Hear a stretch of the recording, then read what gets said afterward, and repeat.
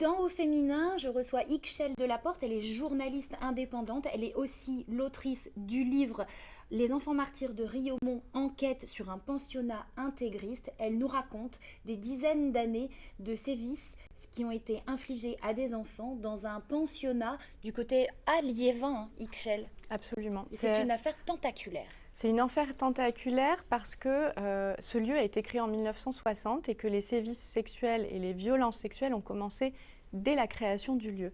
Donc vous imaginez le nombre de victimes qui se sont accumulées.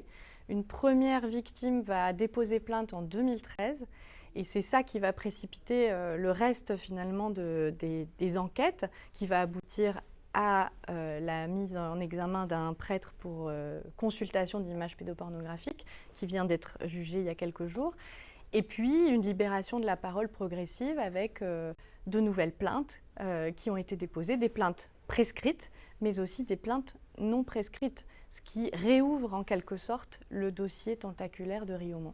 Est-ce que le silence qui a été maintenu sur cette affaire pendant des années va peut-être enfin pouvoir être levé, Ixchel? Oui, je pense qu'on est arrivé à un moment où même les institutions qui peut-être parfois se sont tues par rapport à tous ces sévices sont en train de décider d'écouter enfin les victimes. Je pense par exemple au diocèse d'Arras, je pense par exemple à l'abbaye de Fongombo, je pense aussi peut-être à la mairie de Liévin.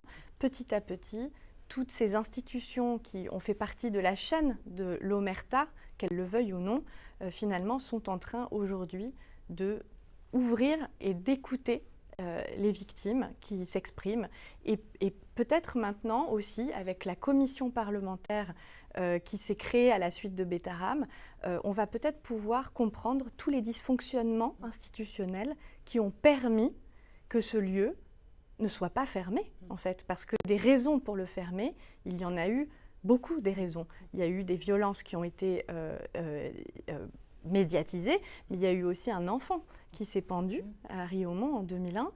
Et donc des alertes, il y en a eu énormément.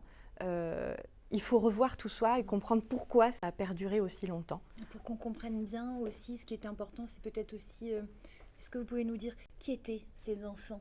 D'où venaient-ils? Qui étaient-ils? Oui, alors on a eu deux périodes à Riomont. La première période, c'est des enfants qui ont été placés par la DAS, qui étaient placés par des juges pour enfants, qui parfois étaient en situation de prédélinquance, ou des familles qui dysfonctionnaient complètement. Et Riomont les accueillait les fratries et accueillait les enfants à des prix défiant toute concurrence, qui a été vraiment une qualité finalement pour que les institutions place les enfants à Riomont. Ça, c'est la première chose.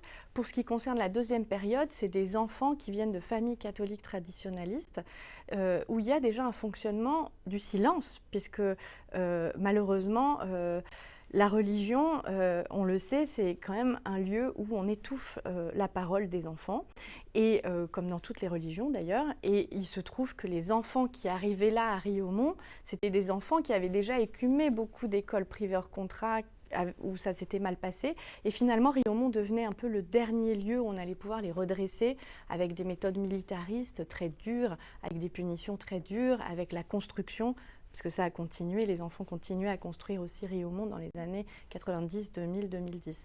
Donc finalement, c'était un peu des enfants perdus, quoi. Et plus personne ne voulait d'eux.